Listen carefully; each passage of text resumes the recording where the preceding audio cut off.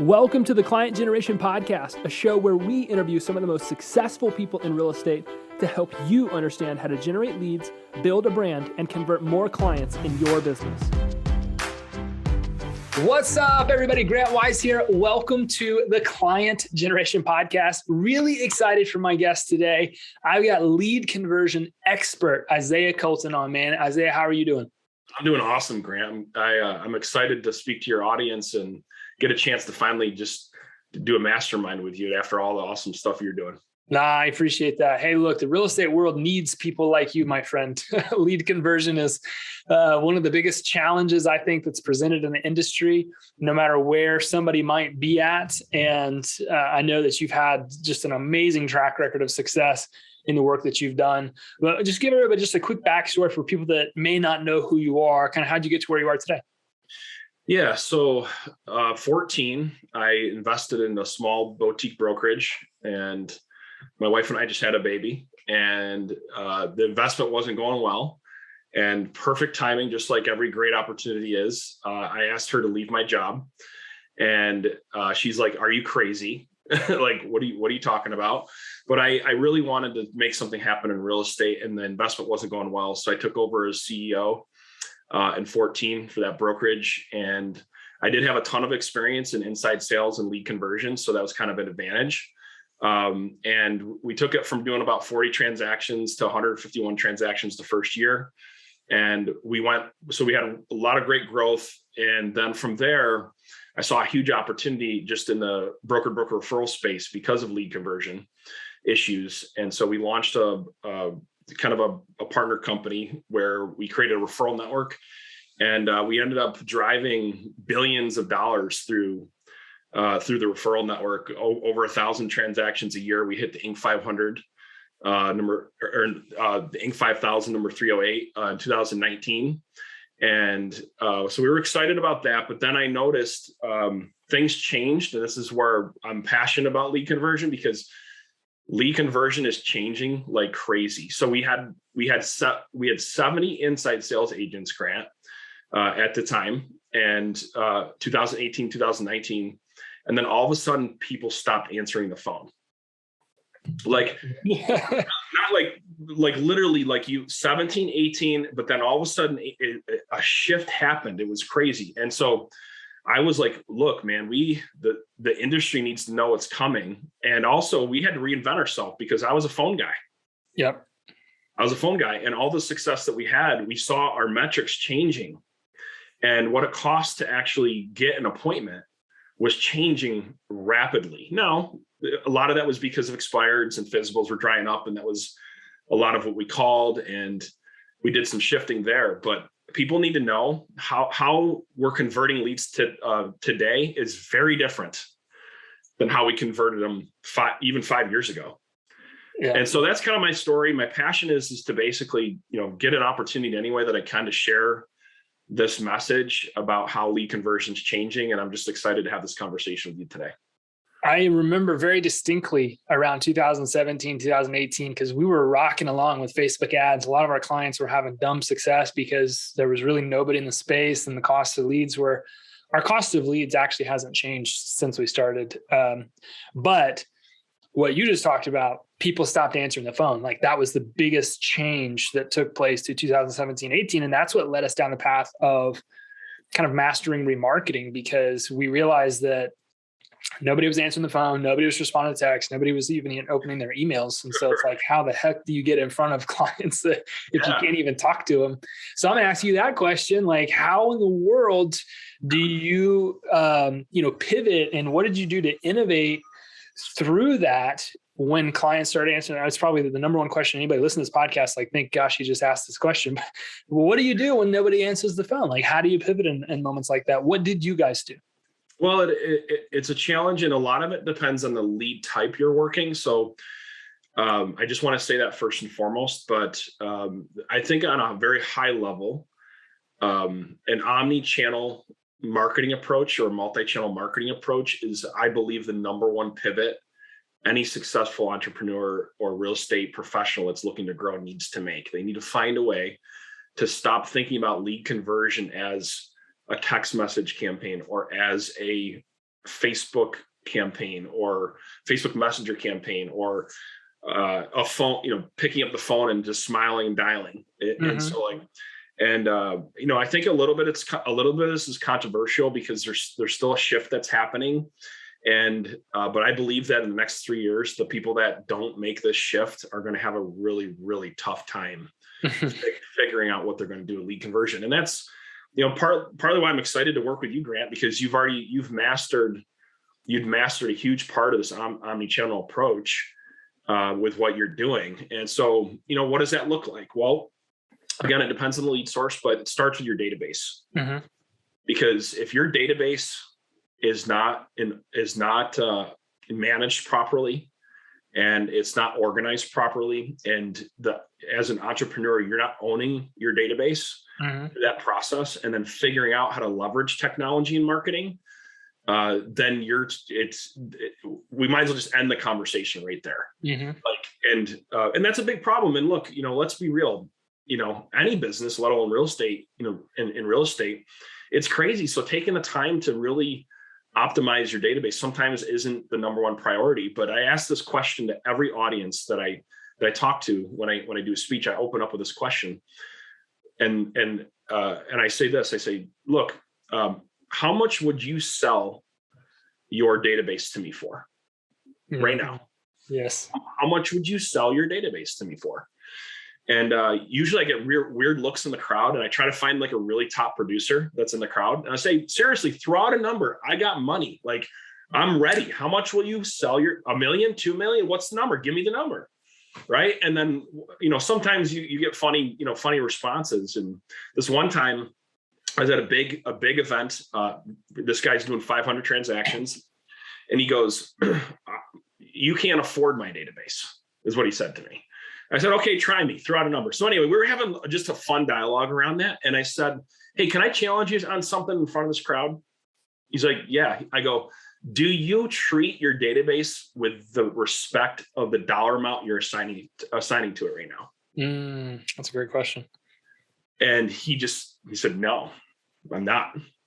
And so that's where it starts, because you can't really make this pivot unless you treat your database with the respect it deserves. And that's getting it managed, getting it organized, making sure that you got the right emails and contacts, you're scrubbing it, you're finding ways to enhance it. And then, pick your technology of choice to engage in multiple channels of marketing. Yes. I can keep going on that question, but that's where it starts. So I love the advice. I love the challenge too. How much do you value your database? We obviously, in lead generation, you get agents that aren't super happy with all of the leads they generate.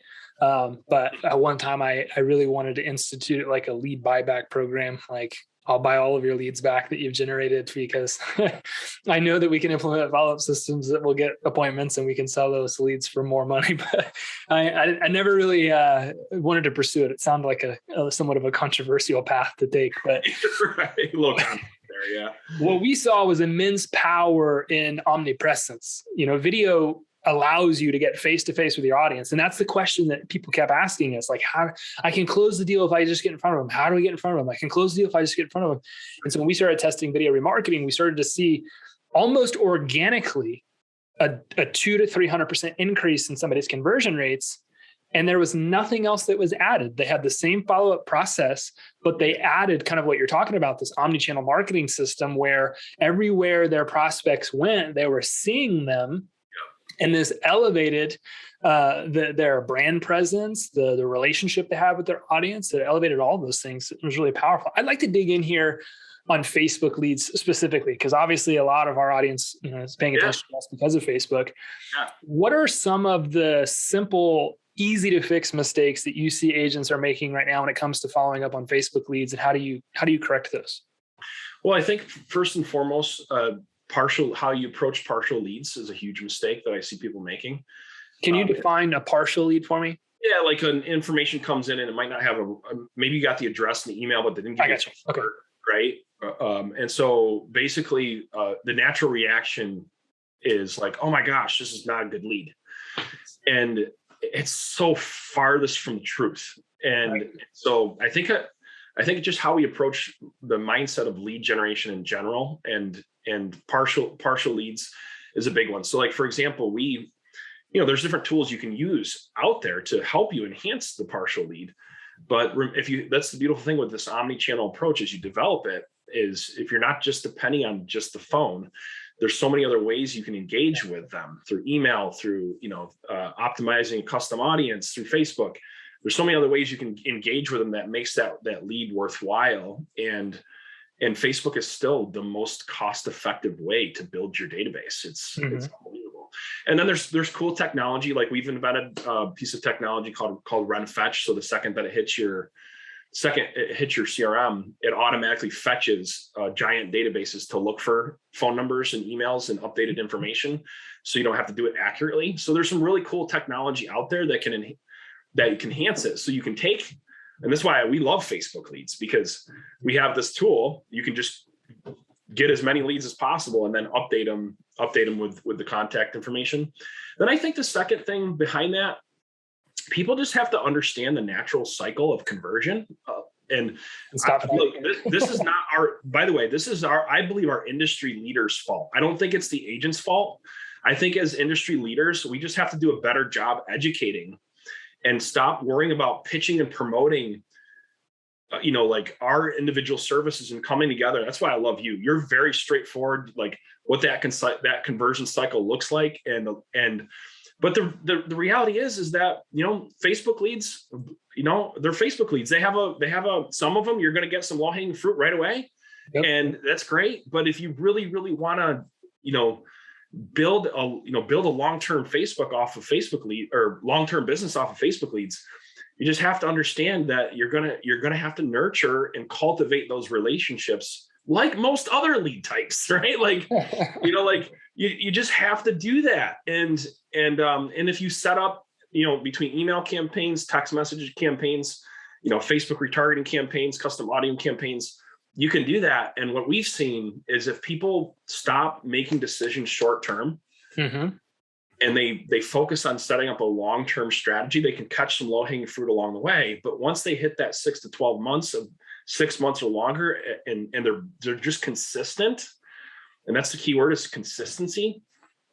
It's a beautiful thing what starts happening with lead conversion. So just understanding the natural cycle of lead conversion and how they're coming in to the funnel, and therefore we're going to work them smarter because we understand the psychology of how they came into the funnel.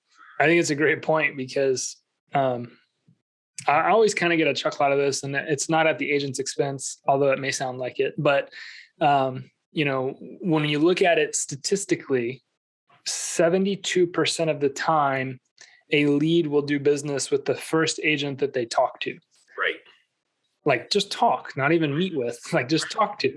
Just talk to. Yeah. And what is always kind of like comical to me is that Facebook brings a lot of very early in the process leads, which is true. Yep. So if I'm getting you a lot of leads that are early in the process, and 72% of the time they're going to do business with the first agent they talk to, it sounds like freaking amazing news. Like, can I just speak to that? Look, you need a different lead types. I believe you need different lead types, but I want a lead. If I'm going to be in business over the long haul, and I'm thinking 5 years, I want the leads that nobody else is going to take seriously. Right. So I can be the one to develop the relationships with them, because I'm still going to be here 6 months from now. I'm still going to be 100%. It's one of the fastest ways to build your database. I can't remember. I think it was Sean Kokoska, who's a very good friend of mine. He said, if you won't dream with your clients, you won't deal with your clients. Like, you're not going to get the deal or something. I can't remember. He worded it much more eloquently than I just did, but it was something like, if you're not going to be there to dream, they're not going to be there to deal, or something like that. But the point is like, right in line with what you're saying. And this is what we've seen from Facebook over the last 9 years that we've been doing this, is that statistically speaking, we're targeting a 1 to 3% conversion rate in our clients. Now, the industry average with Facebook leads is 0.86%. Still, if you close 1 of every 100 leads that you get from Facebook, month 1, month 2, and your average cost per lead is $3 to $5, your cost to get a deal is only $300 to $500. I just don't know anywhere else in the world that you can go get numbers like that that build business for you both today, and if you're doing what you're recommending to people, builds a business over the course of the next 90, 3, 6, 9, 12 months. Like it's just such an amazing opportunity for sure. Well, yeah. And now you can just figure out, once you have the formula down, and you just say, okay, how much do I want to turn up the dial now? Yes. And that's the thing. I like when I run my challenges, I do lead generation, lead conversion challenges every month. And one of the first questions I ask is, how many leads do you need coming in to hit your goal next year? Mm-hmm. 9 out of 10 of them have no idea. Yes. Because they don't know what they don't even know what the conversion is, let alone anything else we're kind of talking about. And so, but the exciting thing is once you figure that out, to your point, and even if you use a conservative conversion rate versus the cost, and you start doing the calculation of what the ROI on that is, it's insanity what the ROI is versus per deal. And you can basically, as long as you have the right systems in place and you're doing what you need to do with your follow-up, you can pretty much predict your transactions. I got a story quick if I go for it. I got a second. So this gentleman is using, a couple of different lead sources, but Facebook was a big part of it. And we set a goal. And what we did is we just reverse engineered this goal. We used a conservative conversion between all lead sources, and we factored his SOI in there too. But we just did 2% overall lead sources. Some were higher, some were lower, but we just kind of took an average.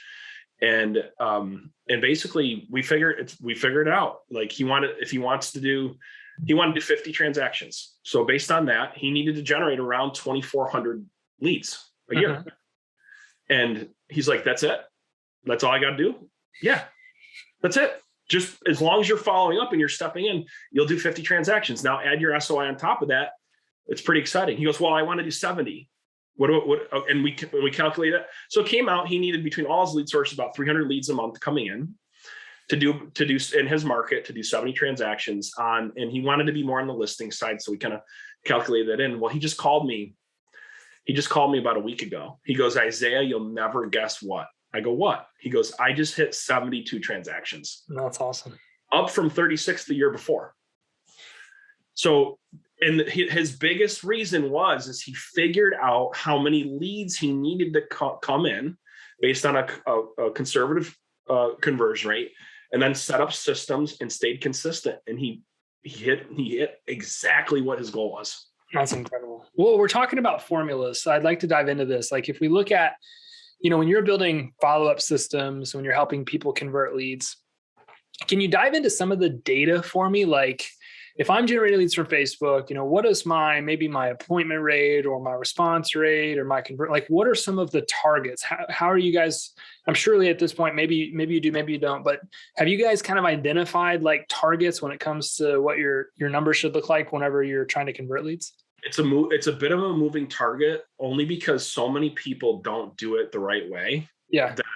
That if you don't have, like, each system you put in place increases your results. Yes. So I can share with you kind of like what systems should be in there that will increase results. I'd like to, sorry to interrupt. I'd like to probably comment here. The industry average on Facebook conversion is 0.86%.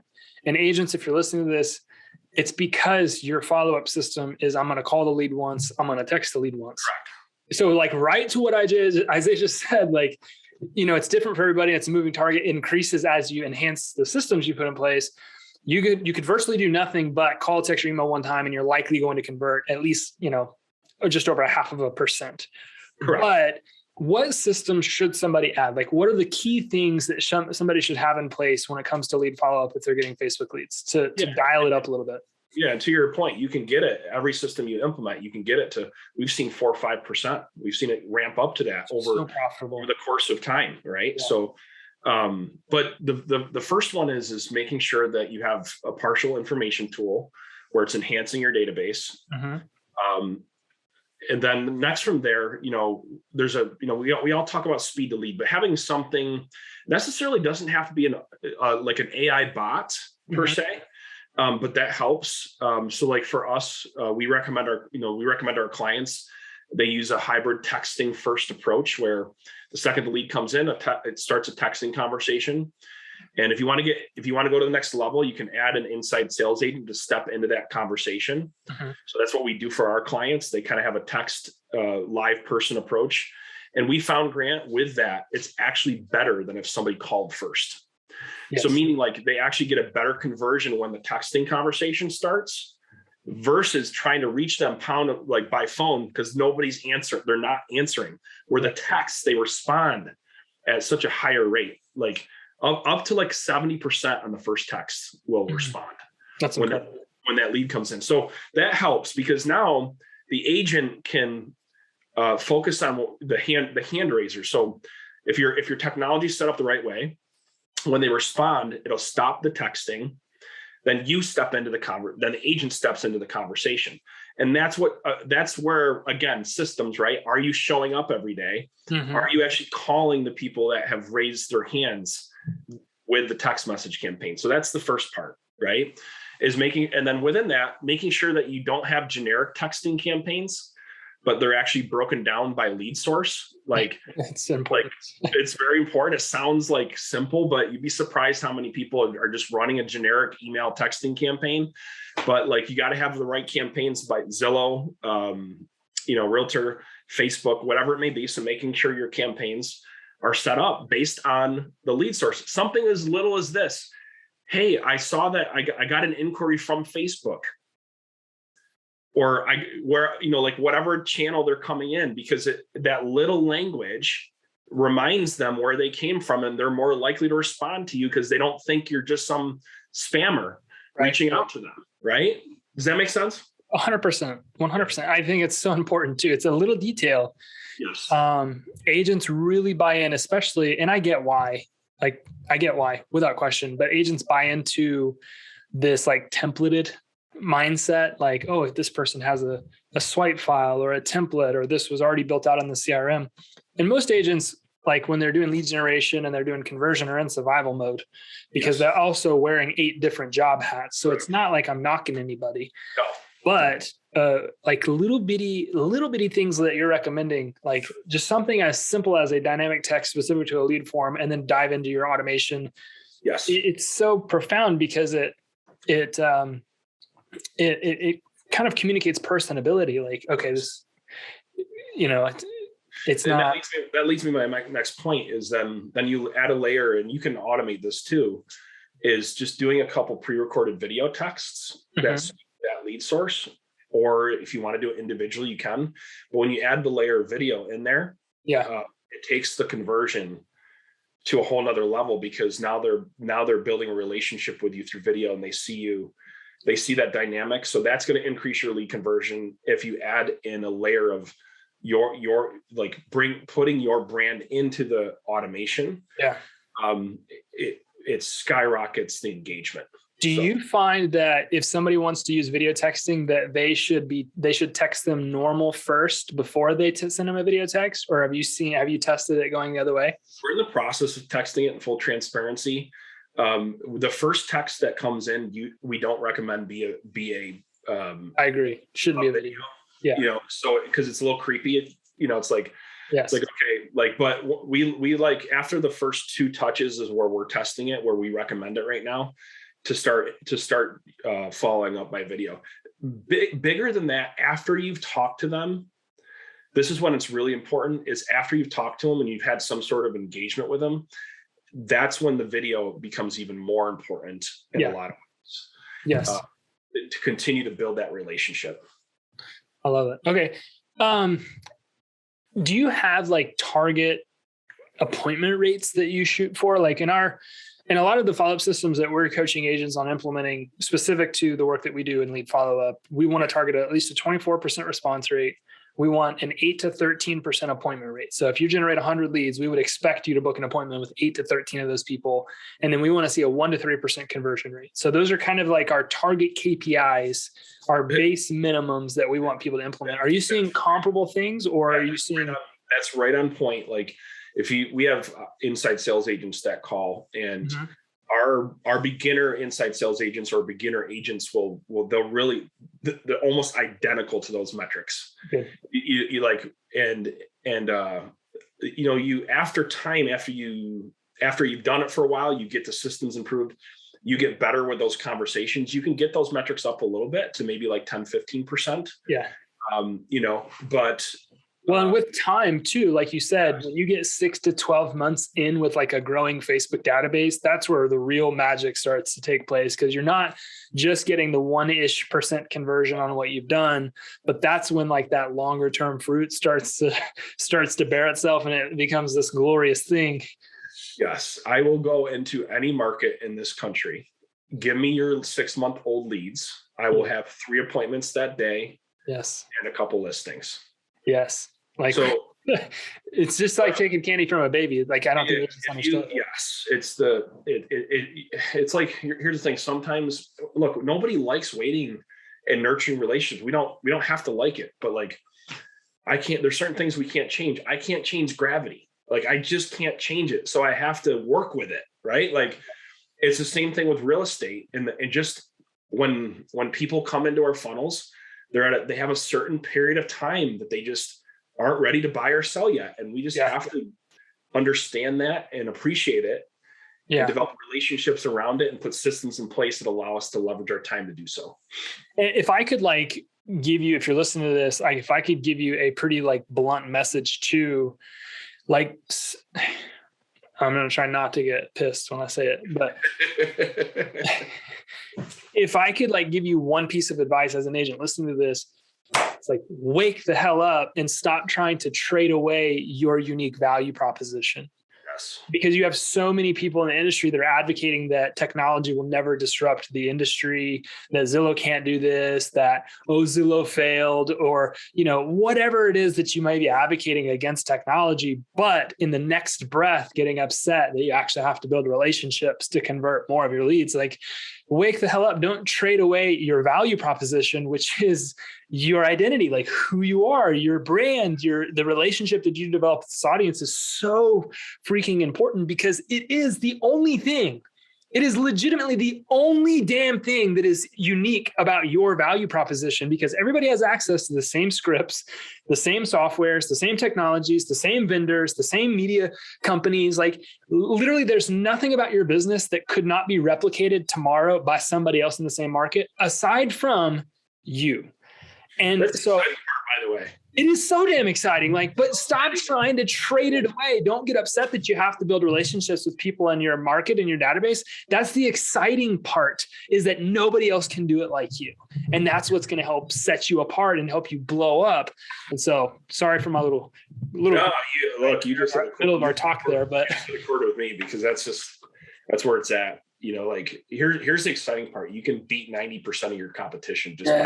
And you can beat Zillow all day long. Yeah, beat Zillow all day long, because they just no matter if it's the Flex program or whatever program they come out with, they're never going to be able to have the personal touch. And here's what's the most exciting part is that, I think we take for granted the technology that is at our fingertips. Mm-hmm. I just think we've because it's out there, we're accustomed to it. But as an entrepreneur, there's never been a more exciting time to be in real estate. Yes. Because of all the technology that we can implement. Yeah. Does it suck? Look, I'm a sales guy. Okay. I'm a bona fide sales guy. You asking me to interact with technology is like asking me to go get my tooth pulled. Okay. Now, and here's the thing. I own a technology company, by the way. Mm-hmm. I have put amazing people around me that enjoy interacting with the technology, enjoy setting these things up, enjoy and have expertise to do these different things to have success with it. So here, my message to the people that are like, I understand all this stuff, but it's just the ads and the tech and the this and the that. Like, it's the who, not the how. Mm-hmm.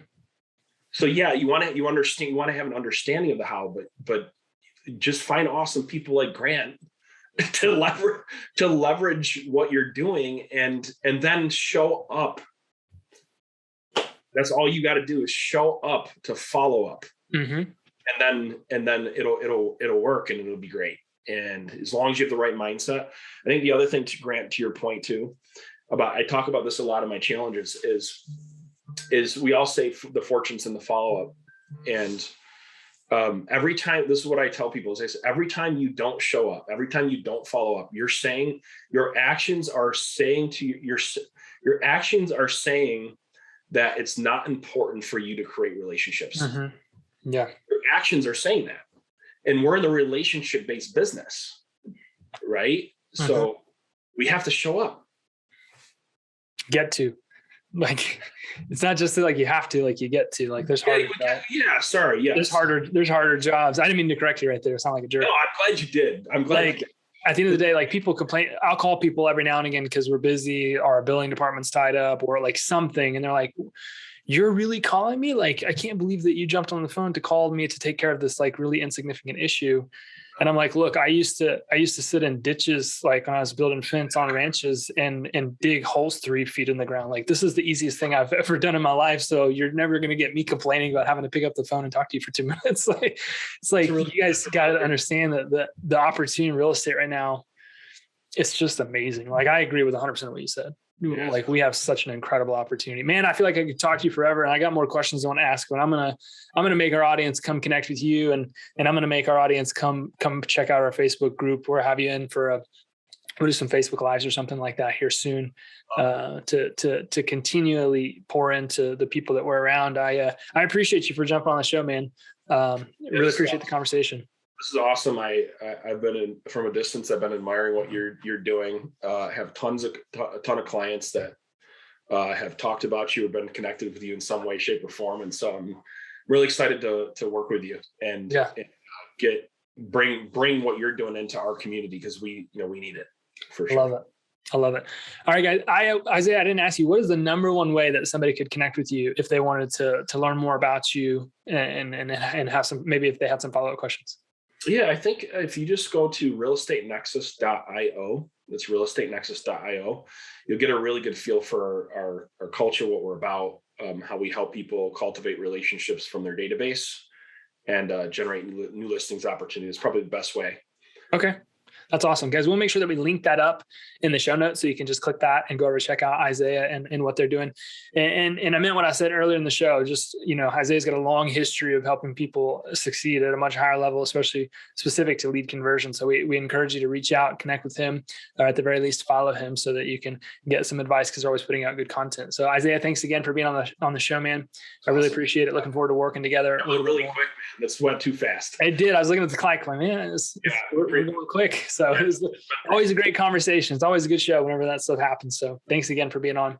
I appreciate that. And thank you guys for continuing to listen to the Client Generation Podcast. I'm looking forward to the next episode, and I'll see you then. Thank you for listening to this episode of the Client Generation Podcast. Please make sure that you rate and review this episode so that we can continue to bring you more incredible guests to help you grow your business. Thanks, and have an amazing day.